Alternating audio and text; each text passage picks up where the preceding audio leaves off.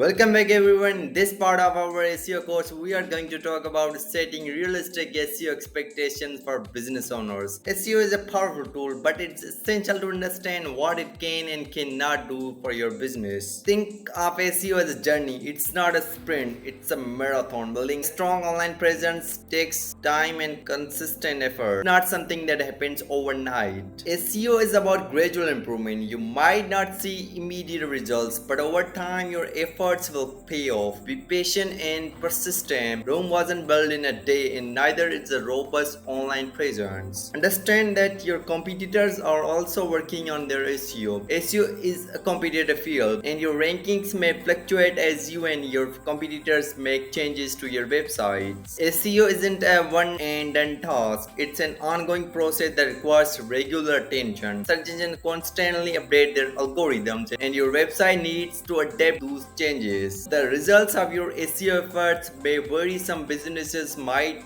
see quicker improvements while others might take longer. Your industry, competition, and the quality of your SEO strategy will play a role in the pace of progress. Success in SEO isn't just about ranking number one for a particular keyword. It's about achieving your business goals. Define what success looks like for your business and track relevant metrics. It's crucial to manage your expectations and avoid falling for SEO get rich quick promises. Be cautious of anyone who guarantees instant results. SEO doesn't work that way. You need to consider SEO as an investment in your business's future. It may require resources, but the return on investment ROI can be substantial. Track your SEO expenses and measure the returns to ensure it's worthwhile for your business. Let's sum it up. Setting realistic SEO expectations means understanding that SEO is a journey, not a sprint. Results are gradual and may vary. SEO is an ongoing process. Success is measured by your business goals. Beware of